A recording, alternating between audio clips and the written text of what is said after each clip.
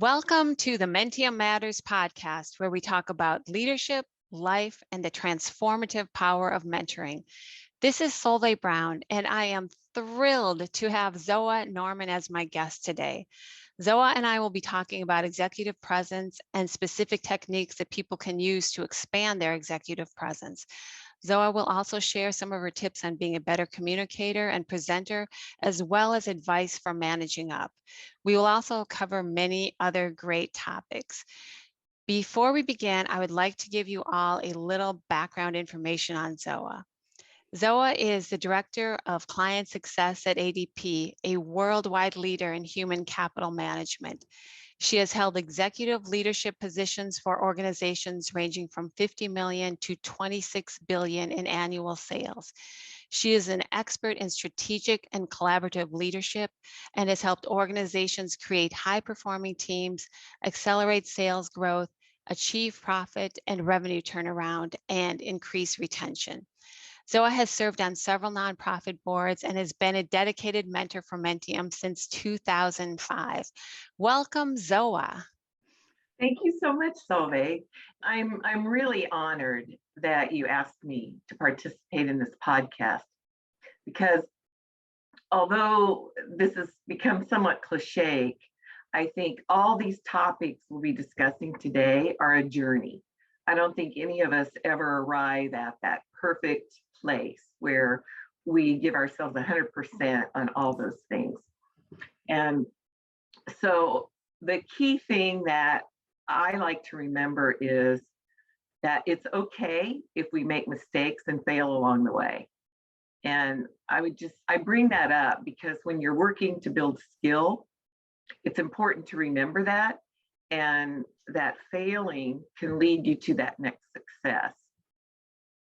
So that is a great place to start because, like you said, it is a journey. Every day gets a little better, every day gets a little different. And I think that's such a good reminder that you don't learn these skills overnight. They take a lot of practice and daily practice, and you may not get them all right at once. So thank you for that. Zoa, you have been a longtime mentor for Mentium, and you have also given back in so many other ways through your volunteer work and your involvement on various nonprofit boards. Why are you so passionate about mentoring and giving back? From a personal perspective, I honestly think it's almost in my DNA. My father was a pastor, and so was his father. And so I was raised with that's just part of what you do. You give back and you help others. And I learned pretty early on that that also gave me a sense of joy and fulfillment. So I think that's my personal perspective on it. And from a business perspective, I have learned that you hear the expression, if you can help others get what they want, you will get what you want. I think it's bigger than that.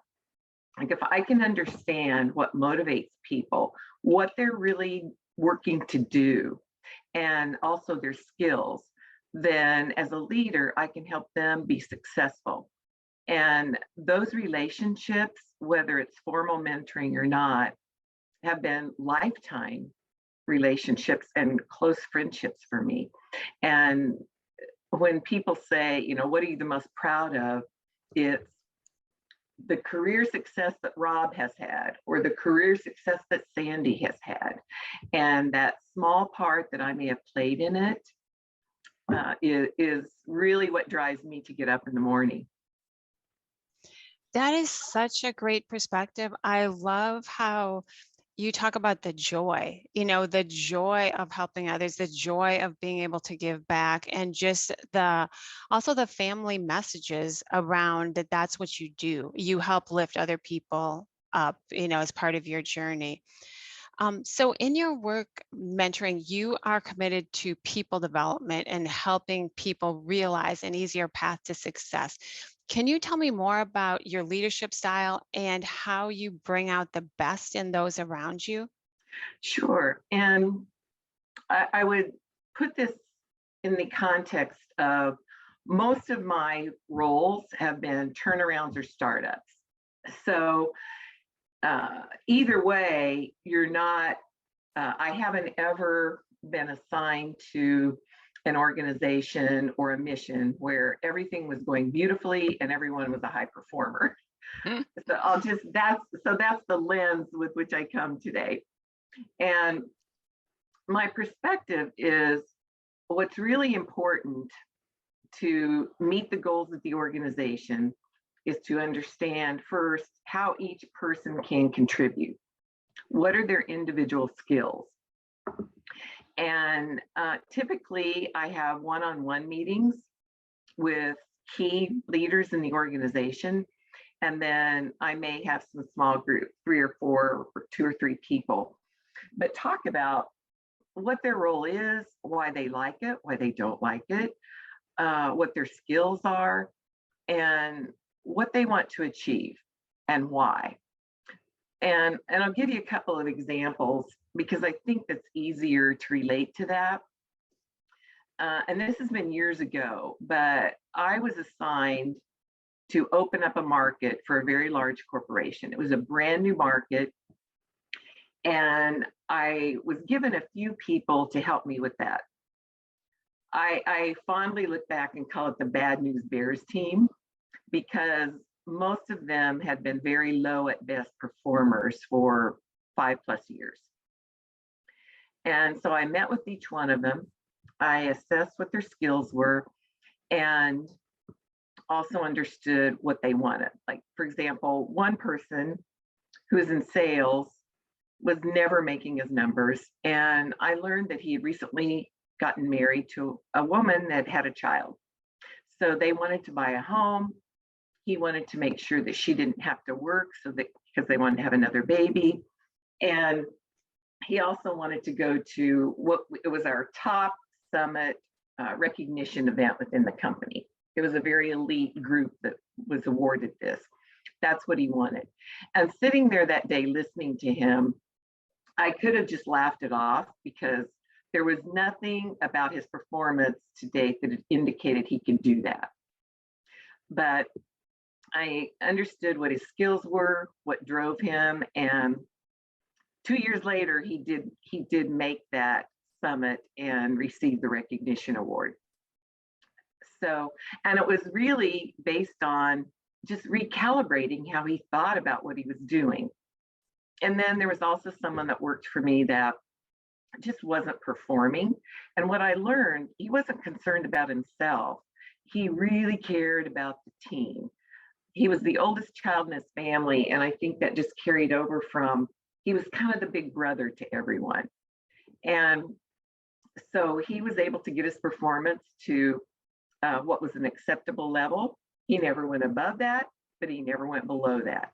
But what he did is really pull that team together so that we made our financial targets after 18 months. And this is a group of people that had never done anything like that before. And really, I look at that like it was great that we, we're number one of markets in the company. That was wonderful. And we made profit, revenue, client satisfaction, client retention. But again, personally, what was really gratifying was the team that we built and those relationships with people.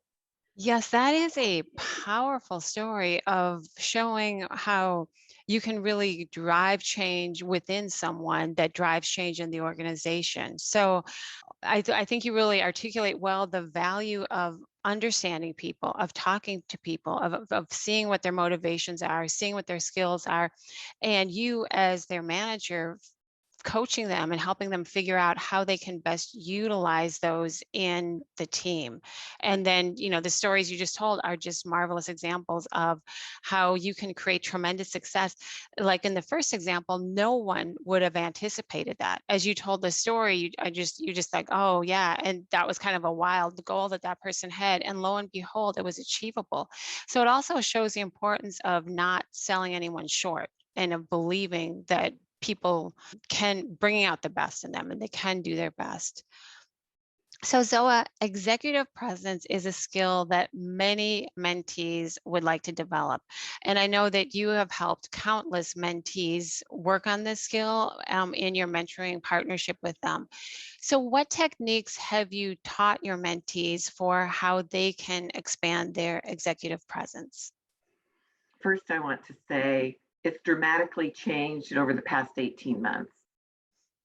And primarily because of the pandemic, and we're all communicating on video. And we cannot come across the same on video, or we don't come across the same on video as we do in person.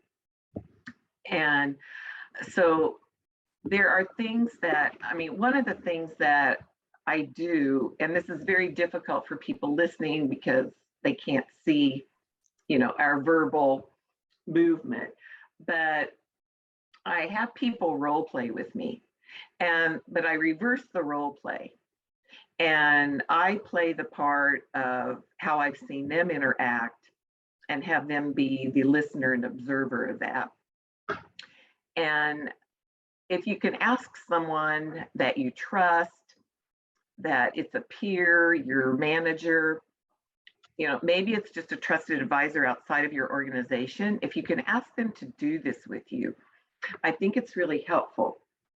A particular time when I did this really stands out to me because the CEO of this company had asked me if I would work with one of his senior vice presidents on her executive presence. And I said, well, can you give me any examples of, what you think is difficult or what's not working?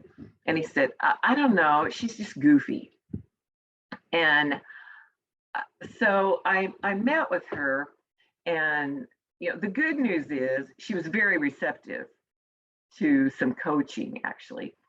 And so we did the role play, and she really had no idea that here was this person that was incredibly accomplished, had all this talent and knowledge, and she showed up, and some of the things she would do would be kind of slumped down in her chair and sort of lay back, if you will, and listen. And then she practiced. And she talked about, she had to testify in front of a government agency. And believe it or not, even in that high risk situation, she decided to try out what we had worked on. And she did. But the other thing is the art of the pause. And I do think that is one of the single most important things you can do. And I say that because, especially, like I have a softer voice, but you want to make sure that you speak slowly enough and articulately enough that what you're saying people think is important. And because if you think it's important and you're taking those split second or longer pauses, the listeners are going to be attentive. And so you have their attention. But sometimes there is a moment where you really don't know what to say. You don't know how to respond. You think you should have the answer, and you need a little bit more brain time to come up with that.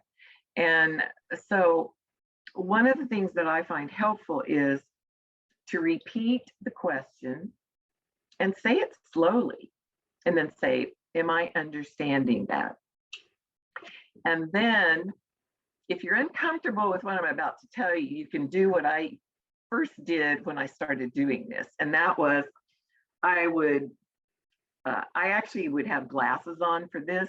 And at the time I didn't need glasses. I wore them for what I'm about to tell you. But I would remove my glasses after I repeated the question.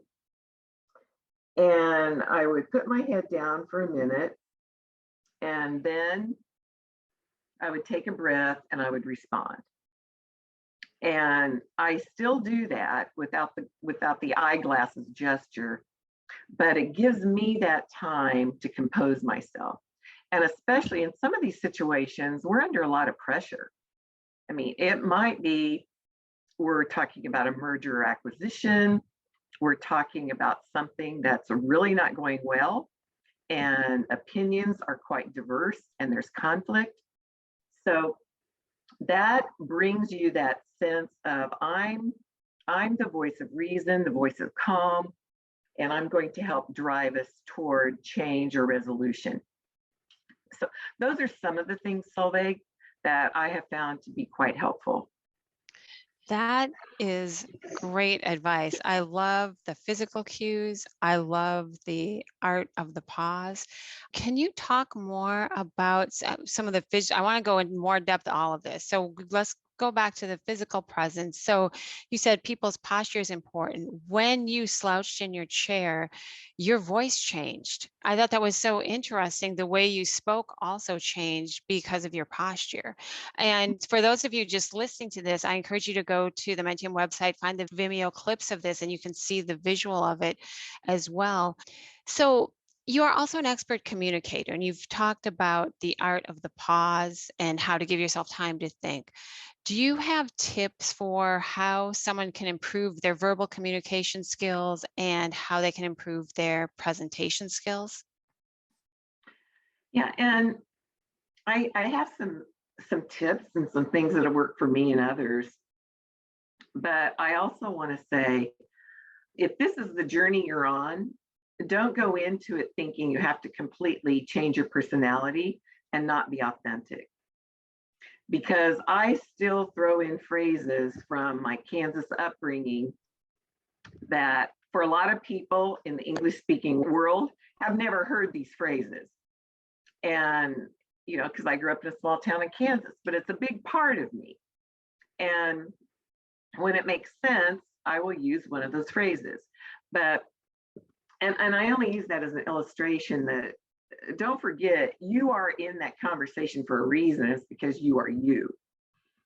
So I think if you are struggling with getting your point across, Toastmasters is always one of the best things that you can do is join a Toastmasters group.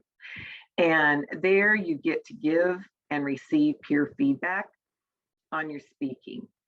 And that includes your physical as well as your verbal.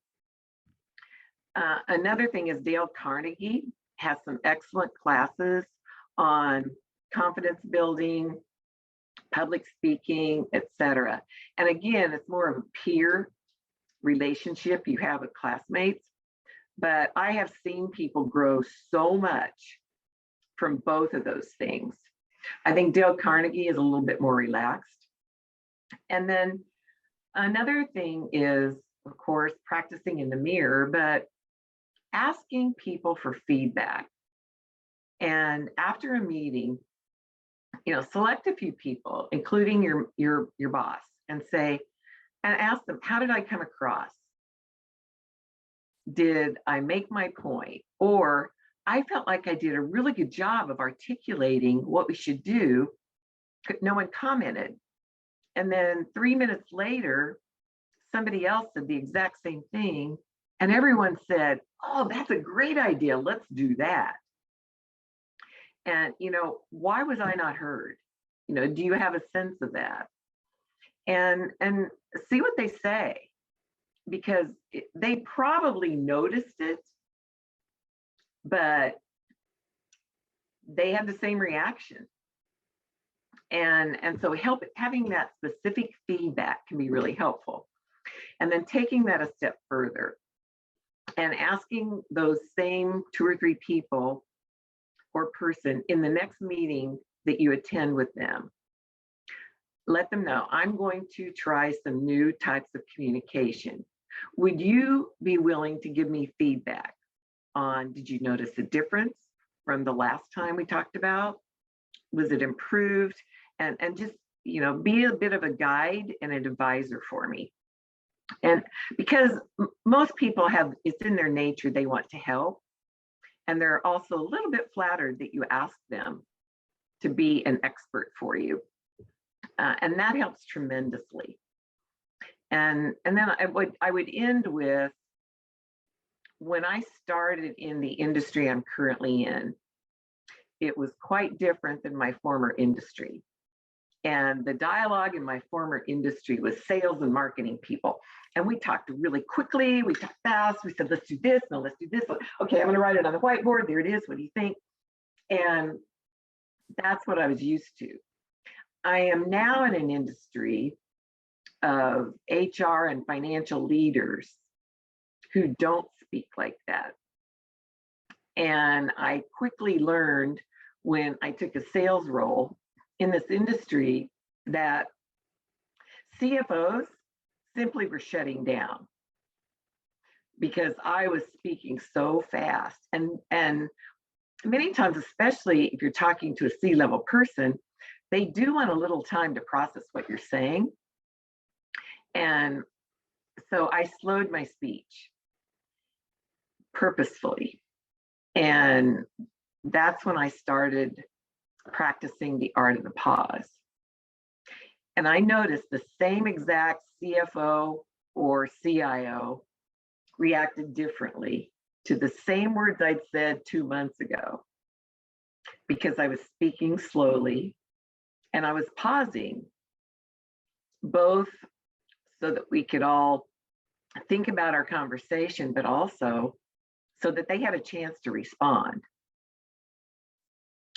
And I think when you don't do that, you might very well be missing that brief second they need before they're going to tell you something that's a real nugget and really helpful information.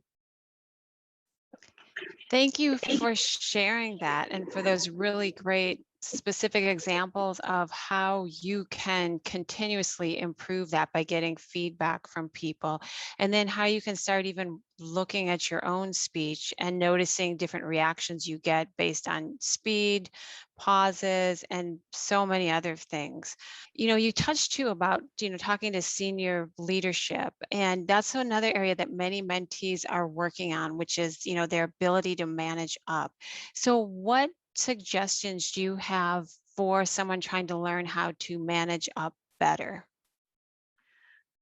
Well, the first thing that's been really successful for me, and many leaders that I interact with agree with this, open with what you want. Like, that's your lead. You don't need to lead up to it because you can lose your audience. So start with, I'd like to get your opinion on X, or would you be willing to X, or will you approve X? And then following that, you very succinctly list your supportive, if you will, argument. And I don't mean argument, but in the real definition, it is argument, because you're asking them for something, or you want them to walk away with something. And most conversations at a leadership level involve some level of persuasion. So you want to lead with what you want, and then many times I will write out over and over what my points are. And I continue to like X that one out. Oh, that one really works. That one really is part of this one. So that I can pare that message down to 3 to 5 bullets. And that, I'd say that is critical for especially like C-level executive communication, because they do not have a lot of time. And trust me, they want you to get to your point. That would be, I think, key for that type of dialogue.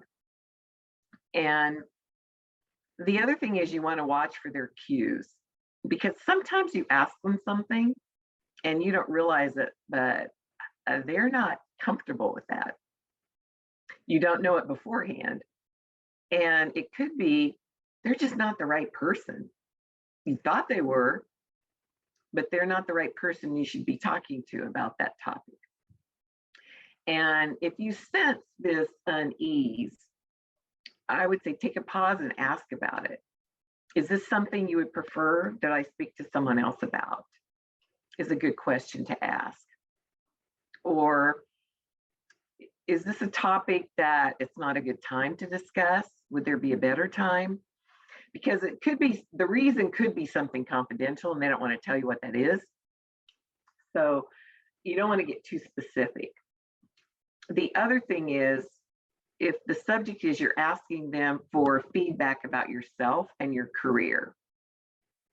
And I'll give you an example. So I was talking with someone and she is aspiring to be at the C-suite level. And currently she reports into the C-suite.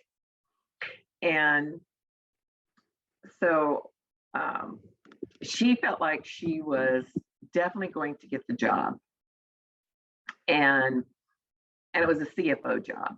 She felt like she was definitely going to get it. And I asked her if she had received feedback from the current CFO or the CEO about that. I said, are you sure you have their vote?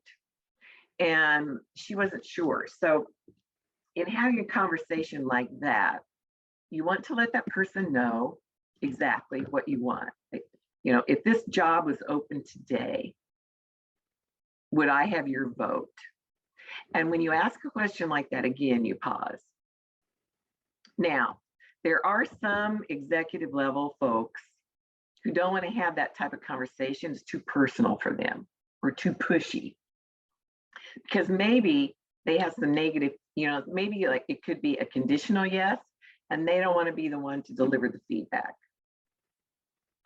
So leave that space open. And if you sense that, then you can go to others and say, I had a conversation with the CEO and it was an awkward conversation. Do you have any perspective on that you could share with me so that I can keep growing my skill? And I bring this up because of the group we're talking to. I think most of us are constantly, part of our occupation is focusing on our occupation and growing and developing our career.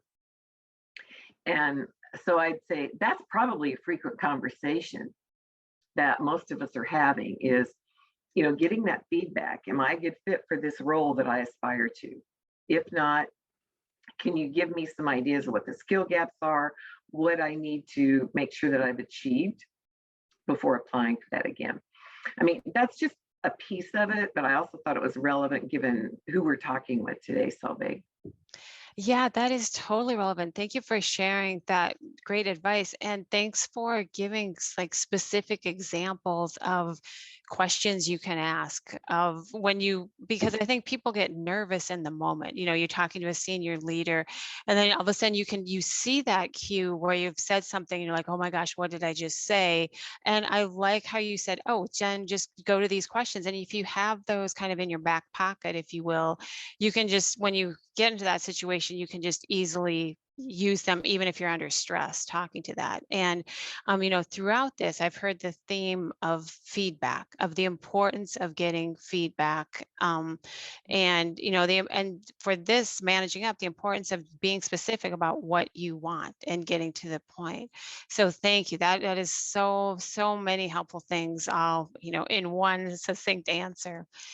So Zoa, we have time for 3 final questions. The first one is, do you have habits that you feel have contributed to your success? I do. They change because I'm the type of person that I'm always wanting something. Like I like new things and I love change. But probably the first best habit I established consciously was listening to self-development experts. And the way it worked out for my schedule, it was easiest to do that either while I was getting ready in the morning and while I was on my commute. And, you know, and some of my personal favorites are still Anthony Robbins, Deepak Chopra, Tracy Bryan.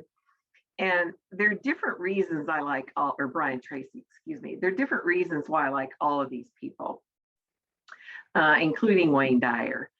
But all of them bring something to it doesn't matter what's going on. It seems like even though I've listened to that recording over and over and over, wherever I'm at that time, I hear something different because I'm relating to it based on what's going on in my life. And I started doing this because I was in a very difficult position where our sales team was really struggling. And I felt like I had so much negative communication coming at me that I just wanted to balance it out to be neutral. And it ended up with a far greater return than that. And then the other thing that I think is really helpful is attending now videos, which used to be I would attend in-person conferences with these speakers. And now they're typically 1 to 2 hours max, because most of us really are pretty exhausted after 2 hours on video.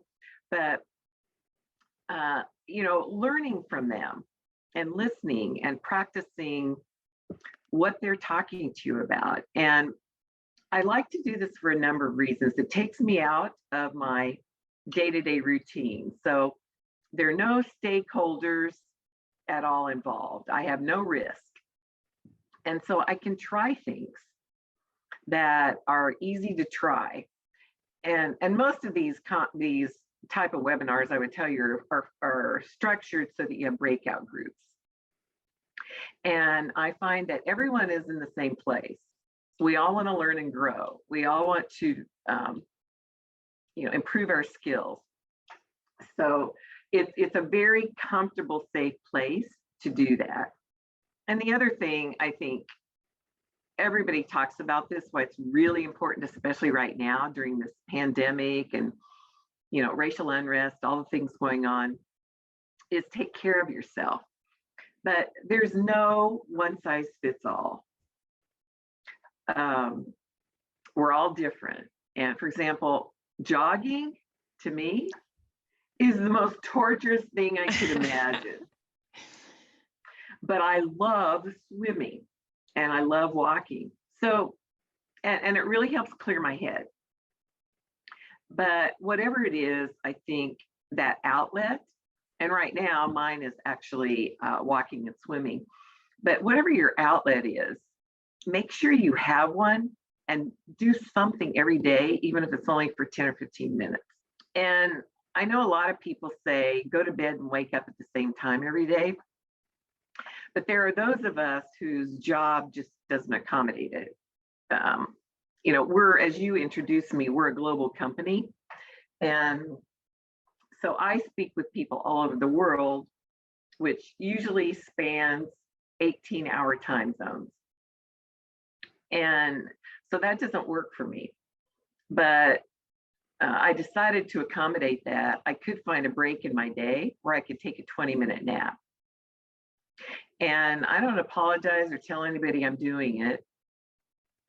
I just block that out on my calendar that I'm busy. And that is really refreshing to me. And I drink a lot of water. And I guess the other thing is making sure I'm constantly practicing these skills that we're talking about. Like if I feel like, oh, I haven't really had one of those difficult conversations for a while, evaluate. Is there an opportunity where that would be valuable? And then reading. I think, and not just reading business books or self-development, but I think it's equally helpful to read, like I like to read a fiction book once a month. And the reason I say that's important is that that's something that stimulates the creative juices in your brain. And that's what helps us solve problems and find difficult solutions and really moves our organization forward. Another thing would be arts. So I think that also does that, whether if you're an artist or one of the things that's really popular now, I actually call doodling, only it's not where we used to just doodle on our paper free form. Now you can buy these great graphic designs and fill them in with colors. And music, whether you participate or listen, I think those are also really good things that help me certainly make sure that I'm always present. Yeah, Zoa, thank you so much for sharing. Those are all such really good ideas for that theme of continuous learning, continuous growth, and also prioritizing taking care of yourself, prioritizing replenishing and refreshing yourself in whatever way that might be for you, and finding that personal fit that works for you. So thank you for that. So what would your advice be to up and coming leaders? Well, I think it's a great opportunity to share what my the favorite boss I've ever had. Um, his name is Bob Gibbs, and he passed away last year, which is specifically why I said his name, because I want to give him credit for what he told me. When he promoted me for the first time into a leadership role, I asked him if he had any advice for me. And he said, just remember, Zoa, not everyone is like you. And we talked about what that meant. And as an individual contributor, I'd been an extremely competitor and high level performer. And my goal is to be always, I'm going to be number one in whatever it was. And many times I was there, but always competing with the top 5 within that elite group of people. And that's exactly what he meant. That's not who everyone wants to be. Not everyone is motivated to do that. And you need people that have other skills for a team to work. And really look for what is the value and the contribution that each person can make. And how can you work with them so that that fits to drive the overall organizational goals? And so you probably notice I focus a lot on people and individuals. And sometimes if people know my background, they're surprised by that because it looks like a bunch of numbers, right? Like profits increased, revenue increased, sales increased, things like that. And that's just a byproduct. And then the other thing is, I think you don't have to have consensus, but you do need buy-in. And without that, it's going to be difficult to achieve a goal. But I do think you get buy-in by understanding how each person can provide value. And then finally, I always make sure that I tell people how each ask, each action that we're taking, how that fits in with the whole. And really, one of my pet peeves is when leadership asks people to do something and they refuse to tell them why. Or why is it important? And because that's what really drives people. Otherwise, they just feel like, okay, somebody dictated this to me. I'm doing it because I have to. And if you really want to include them and get maximum productivity from them, you want to tell them how their role fits in.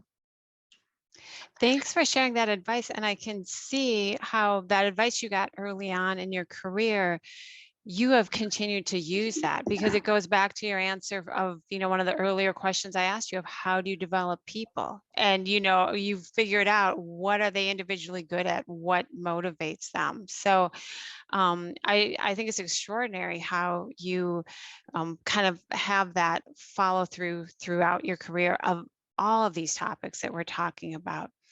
So Zoe, I have time for one final question. Do you have a favorite saying, quote, or motto?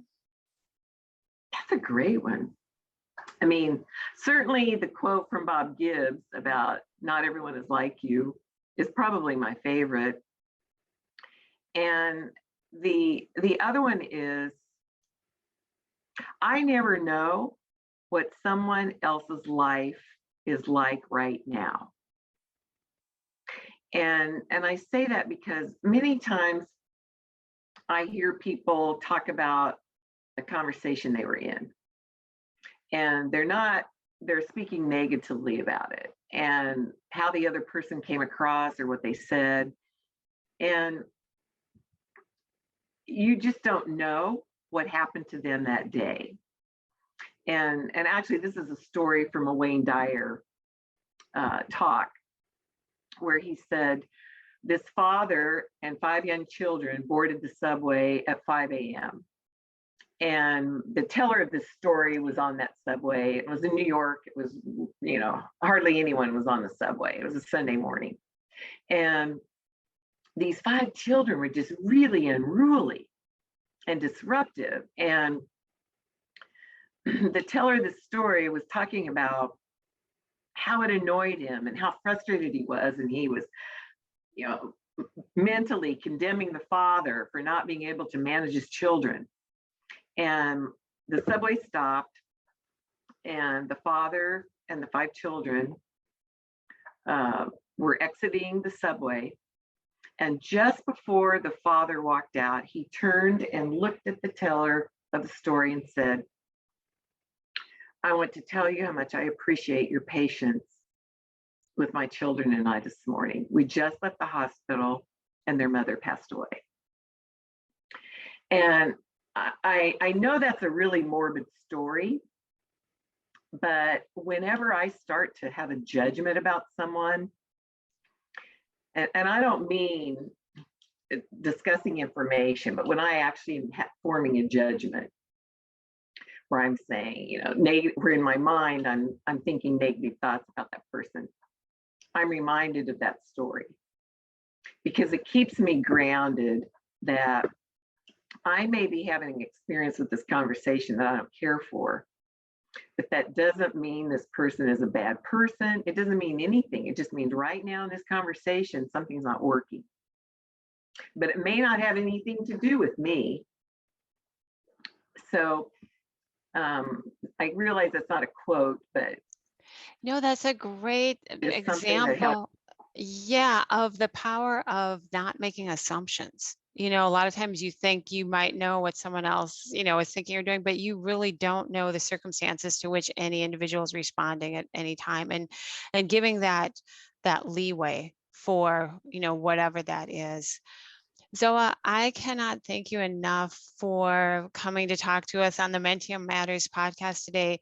Your advice has just been phenomenal. I have taken a page of notes and I can listen to this many times, but I appreciate, from what you said at the beginning, that it's okay to fail, but the important thing is to practice and to keep making the small improvements, keep making the incremental gestures, keep asking for feedback, keep developing, learning, growing, and keep giving back and find that joy in helping others on your own journey. So thank you so much. And thank you all for listening to this Mentium Matters podcast. We have many great episodes and we look forward to seeing you all back next time. Thank you.